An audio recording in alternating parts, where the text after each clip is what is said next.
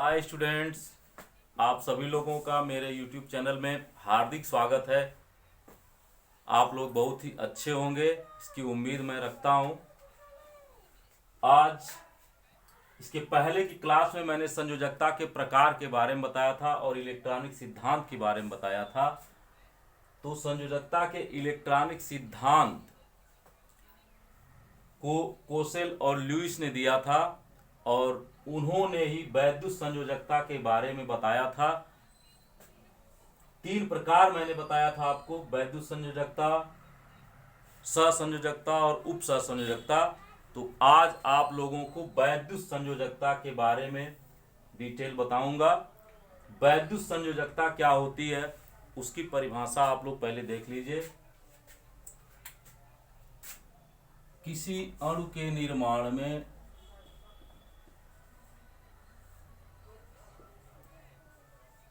किसी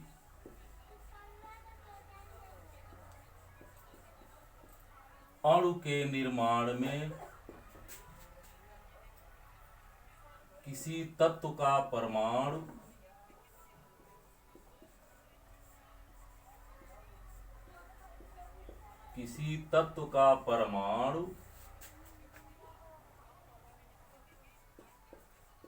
जितने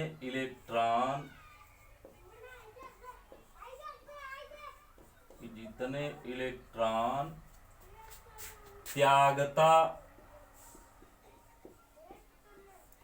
अथवा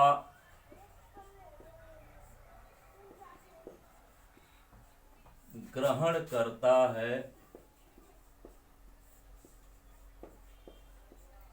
उसे उस तत्व की विद्युत संयोजकता या वैद्युत संयोजकता कहते हैं। विद्युत संयोजकता, इसी को वैद्युत संयोजकता भी बोला जाता है। विद्युत संयोजकता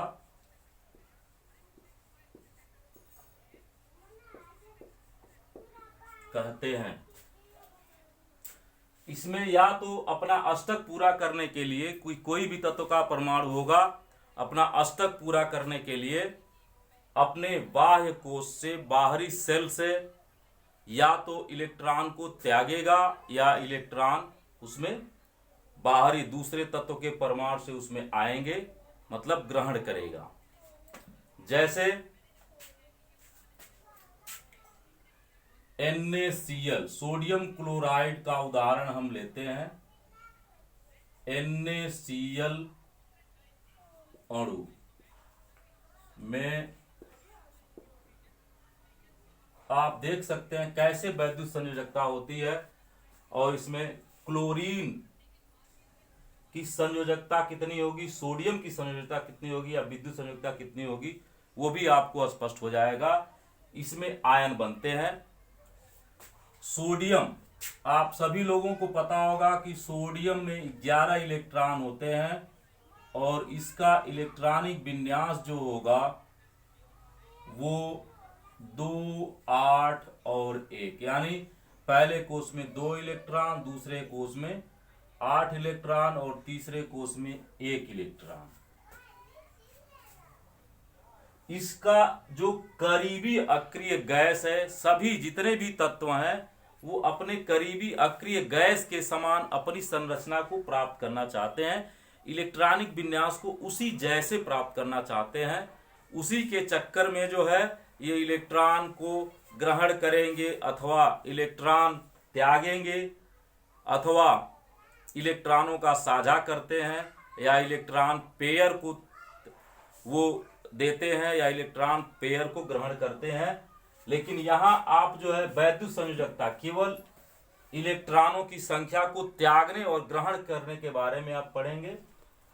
तो इसमें आपको यही देखना है कि अक्रिय गैस हमेशा अपने दिमाग में रखेंगे। जो करीबी अक्रिय गैस होती है, हर आदमी का जैसे टारगेट होता है कि काश मैं इस तरीके का हो जाता, पैसे के मामले में या किसी मामले में हर आदमी जैसे आप अपना एक टारगेट बनाते होंगे, आपके दिमाग में जरूर कुछ चलता होगा कि मैं फलाने जैसा हो जाता, उसके जैसा हो जाता। उसी तरीके से गैस भी जो है, अक्रिय गैस जो है, उसके समान जो है सभी तत्व अपना इलेक्ट्रॉनिक विन्यास प्राप्त करना चाहते हैं, उसी की तरफ अक्रिय वो हमेशा आकृष्ट रहते हैं।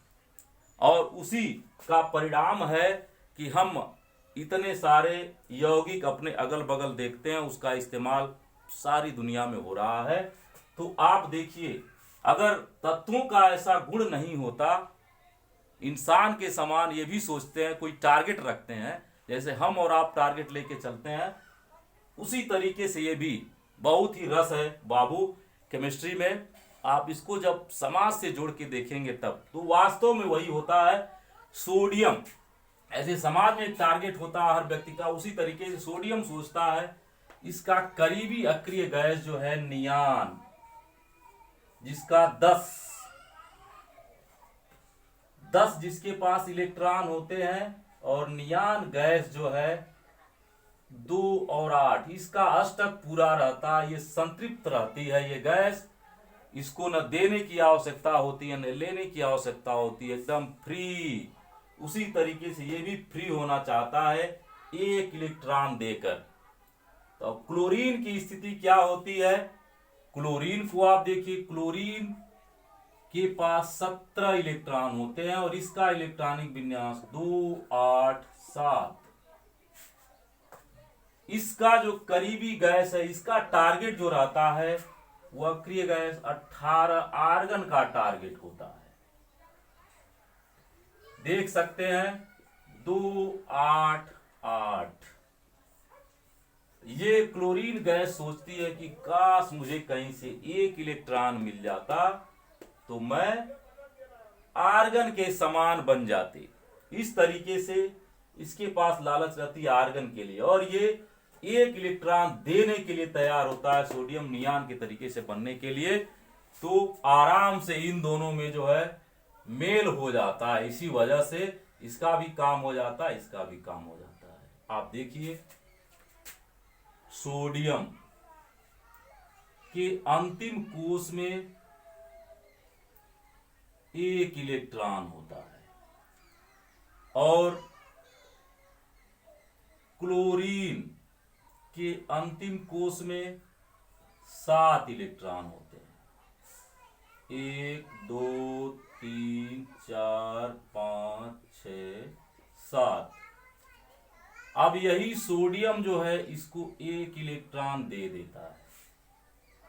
ये भी सेचुरेट संतुष्ट हो गया, ये भी संतुष्ट हो गया। ये 1 इलेक्ट्रॉन ले लेता है, और ये 1 इलेक्ट्रॉन देने वाला हमेशा धनी ही होगा। आप समझ रहे हैं, जो देता है वो धनी ही आप मानते हैं आपकी नजर में।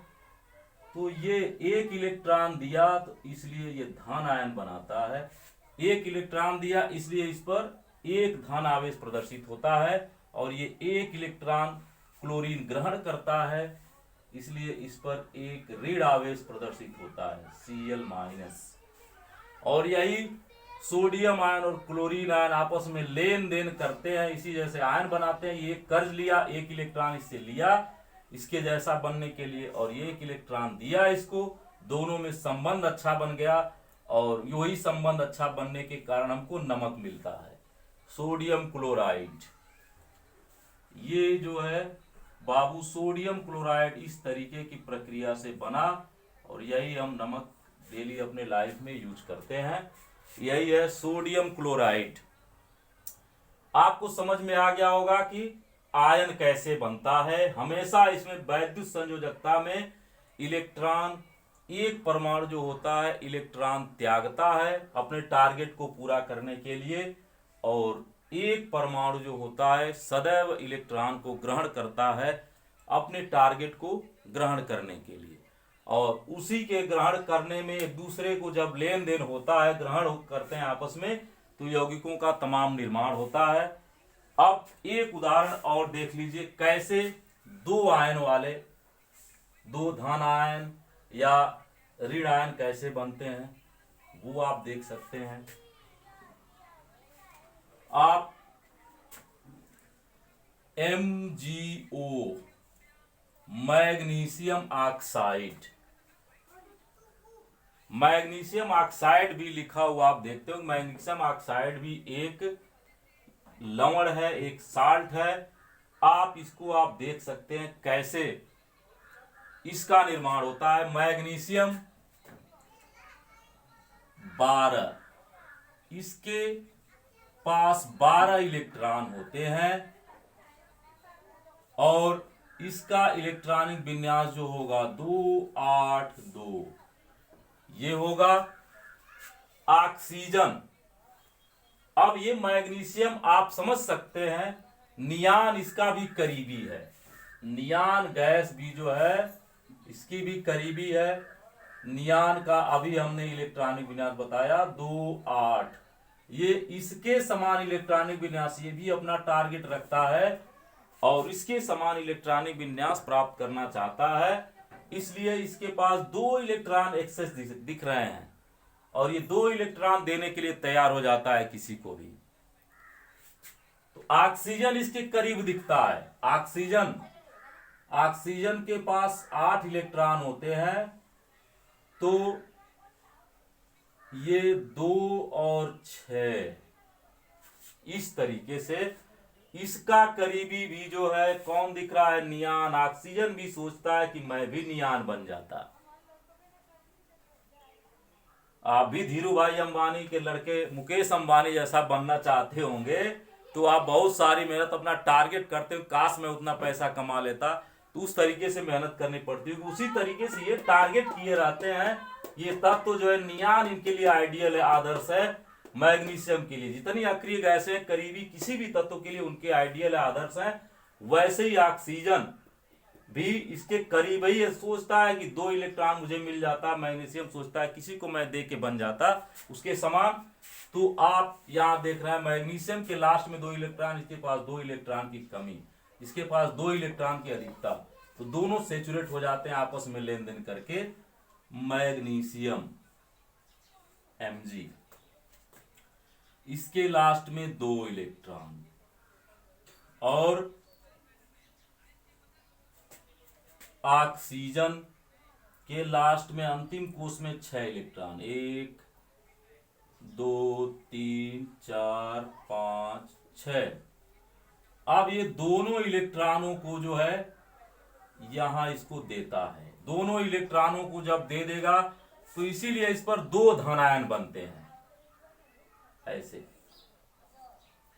Mg प्लस प्लस 2 धनायन, 2 इलेक्ट्रॉन दिया तो Mg प्लस प्लस। और ऑक्सीजन, इसने 2 इलेक्ट्रॉन लिया तो इस पर 2 माइनस, ऑक्साइड आयन।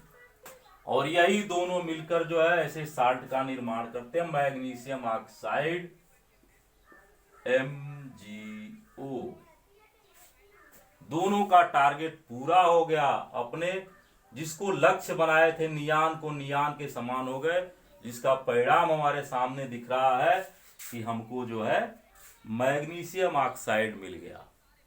इसी तरीके से अगर किसी भी तत्व के अंतिम कोष में 3 इलेक्ट्रॉन की अधिकता होती है और किसी या एक से अधिक तत्वों के परमाणु को भी वो जोड़ता है, तो सबको एक एक इलेक्ट्रॉन दे देता है। 2 या 2 से अधिक या 3 तत्वों को जोड़ता है, तो वहां 3 इलेक्ट्रॉन अगर देगा तो 3 धनायन होंगे। और जो तत्व लेंगे इलेक्ट्रॉन, जितना जितना इलेक्ट्रॉन लेंगे उतना उन पर ऋण आवेश होगा। मेरे ख्याल से आपके समझ में आ गया होगा। अब वैद्युत संयोजक यौगिकों के गुण क्या होते हैं, ऐसे यौगिकों के गुण क्या होते हैं जिसमें वैद्युत संयोजकता होती है, और तत्वों के गुण क्या होते हैं, आयन के गुण क्या होते हैं, उसको आप देखेंगे। वैद्युत संयोजकता के लक्षण,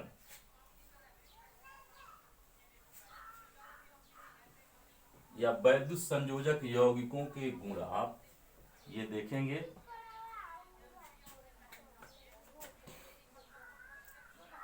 वैद्युत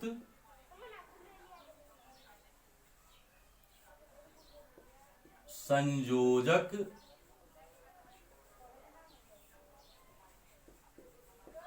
यौगिकों के लक्षण।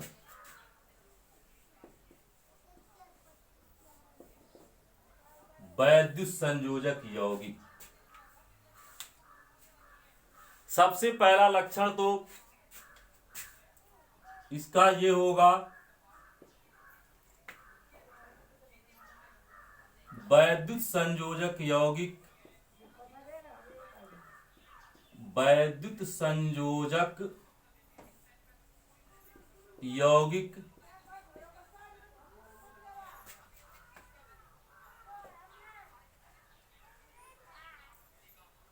का क्वथनांक और गलनांक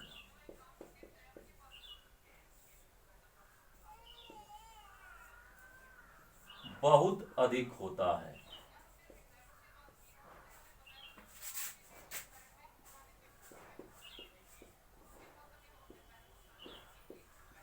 कोई भी वैद्युत संयोजक यौगिक होगा उसका गलनांक और क्वथनांक जो होगा बहुत अधिक होगा, क्योंकि उनके जो आयन होते हैं उनके मध्य जो आकर्षण बल होता है वह बहुत अधिक होता है।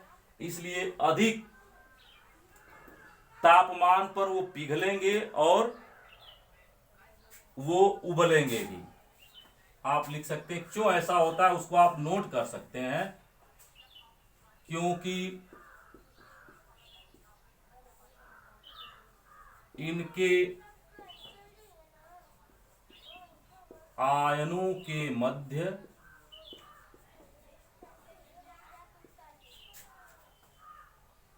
आकर्षण बल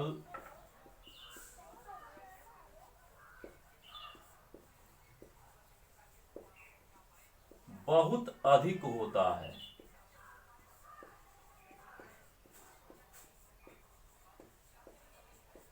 दूसरा,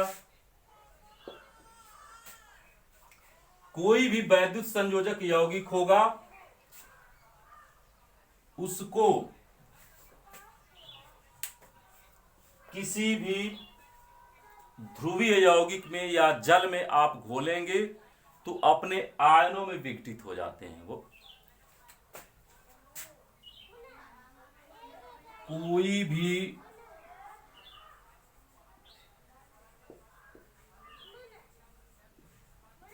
वैद्युत संयोजक यौगिक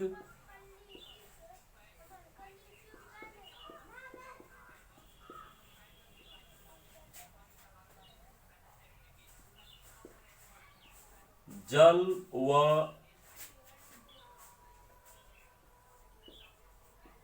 ध्रुवीय यौगिक में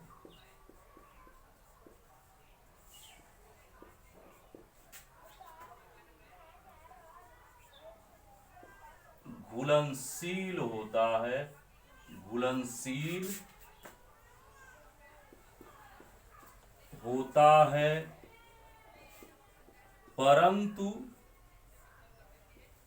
अध्रुवीय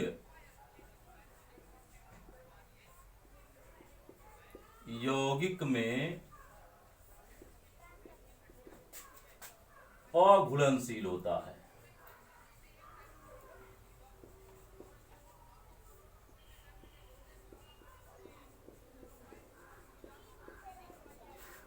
अब ध्रुवीय यौगिक आपके दिमाग में आ रहा होगा, ध्रुवीय यौगिक क्या होता है। तो जब मैं इसके बाद वाली संयोजकता सहसंयोजकता पढ़ाऊंगा तो उसमें आप लोगों को ध्रुवीय और अध्रुवीय यौगिक के बारे में आपको बताऊंगा। तीसरा गुण इसका आप जान लीजिए, जो वैद्युत संयोजकता के तहत जो यौगिक बनते हैं, यानी जो वैद्युत संयोजक यौगिक होते हैं, उनका तीसरा लक्षण क्या होता है।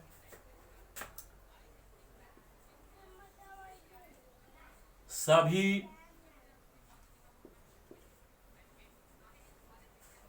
वैद्युत संयोजी यौगिक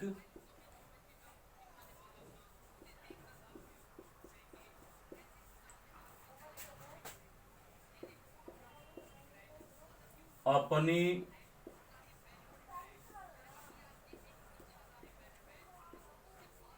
तरल अवस्था अथवा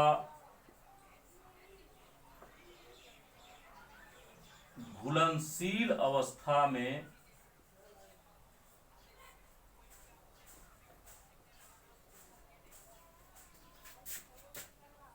घुलनशील अवस्था में आयनों में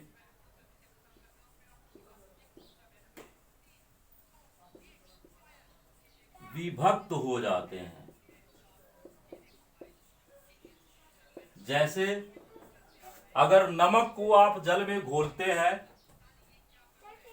जैसे नमक है, नमक का जलीय विलयन अगर आप बनाएंगे NaCl का, तो यह जो है सोडियम अपने धन आयन में और क्लोरीन जो है क्लोराइड आयन में विभक्त हो जाता है। ये आयनित हो जाते हैं, आयन की अवस्था में ही घुले रहेंगे, उसमें पड़े रहेंगे।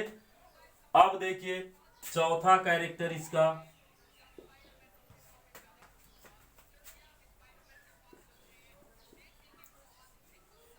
किसी भी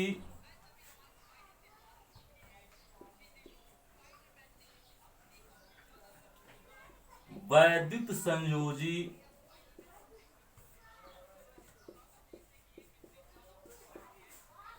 यौगिक का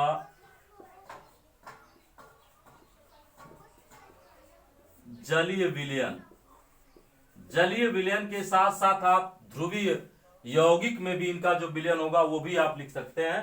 किसी भी वैद्युत संयोजी यौगिक का जलीय या ध्रुवीय यौगिक में विलयन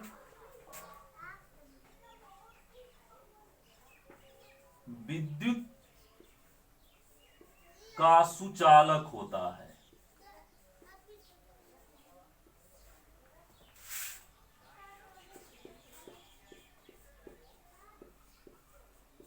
सुचालक क्यों होता है? क्योंकि जो आयन इसमें बनते हैं जलीय विलयन में, वही आयन जो है विद्युत को उस विलयन में प्रवाहित करते हैं।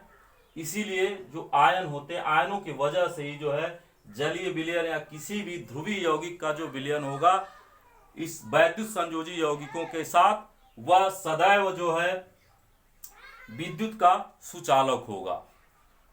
ये मुख्य प्रॉपर्टी है, चारों मुख्य प्रॉपर्टी अक्सर एग्जाम में पूछता है, और इसी में से कुछ चीजें और भी होती हैं। जैसे हमने यहां पर एक पॉइंट लिखवाया कि कोई भी वैद्युत संयोजक यौगिक जल व ध्रुवीय यौगिक में घुलनशील होता है, परंतु अध्रुवीय यौगिक में अघुलनशील होता है। ऐसा क्यों होता है इसको भी आप लोग जान लीजिए। ये होने का मतलब क्या होता है? डाई इलेक्ट्रिक कांस्टेंट एक होता है, डाई इलेक्ट्रिक कांस्टेंट की वजह से इनका डाई इलेक्ट्रिक कांस्टेंट जो होता है बहुत अधिक होता है। इसीलिए ये यौगिक जो होते हैं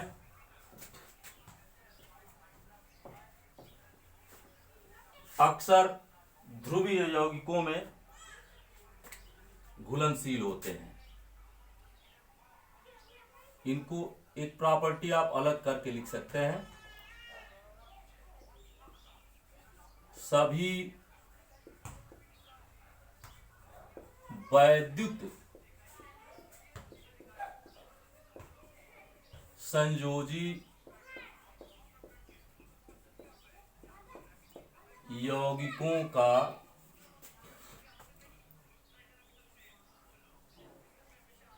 डाई इलेक्ट्रिक स्थिरांक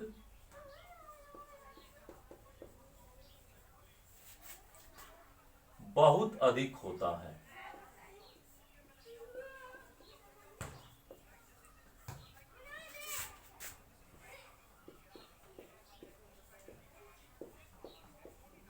इसी कारण ये ध्रुवीय यौगिकों में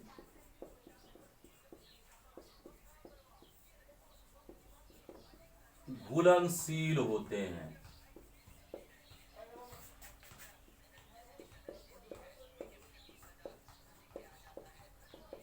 मतलब अध्रुवीय, जैसे मिट्टी का तेल हुआ या अन्य चीजों में जो है ये अघुलनशील होंगे। जो अध्रुवीय है उस तरीके के यौगिकों में जो विद्युत संयोजी यौगिक होते हैं वो अघुलनशील। यानी नमक को अगर आप मिट्टी के तेल में घोलेंगे तो वो नहीं घुलेगा। या आप लोग जानिए वो अध्रुवीय है, इसी में अध्रुवीय यौगिक में जो है नमक घुल जाता है। तो अब ये डाई इलेक्ट्रिक कांस्टेंट क्या होता है आपके दिमाग में आ रहा होगा। डाई इलेक्ट्रिक कांस्टेंट को हम किसी क्लास में आपको बता देंगे डाई इलेक्ट्रिक कांस्टेंट वास्तव में होता क्या है। डाई इलेक्ट्रिक कांस्टेंट वास्तव में थोड़ा सा आप समझ लीजिए, किसी भी डिटेल हम आपको किसी और क्लास में बताएंगे। ये डाई इलेक्ट्रिक स्थिरांक जो होता है, इन आयनों के बीच अगर एक आयन पर Q1 आवेश है, एक पर Q2 आवेश है, तो इनके बीच जो लगने वाला बल होता है वायु में, वही जो है उसका अनुपात, और किसी मान लीजिए वायु में लगने वाला बल इनके बीच जो है वो Fa है, और उसके बीच में मिट्टी का तेल डाल देते हैं, उसके बीच Fm है। तो इसी का अनुपात जो होगा वही आपका डाई इलेक्ट्रिक कांस्टेंट कहलाता है। यानी ये जो Fa और Fm का अनुपात जो होगा यही डाई इलेक्ट्रिक कांस्टेंट होगा, और हमेशा Fa जो है Fm से बड़ा होगा। इसी वजह से यानी डाई इलेक्ट्रिक स्थिरांक जो है अधिक होता है, इसी वजह से सभी वैद्युत संयोजी यौगिक जो होते हैं वो जल में या ध्रुवीय यौगिकों में घुलनशील होते हैं। अब अगली कक्षा में दूसरी चीज हम बताएंगे, दूसरे संयोजी यौगिक के बारे में। आज के लिए इतना ही। जय हिंद, जय भारत।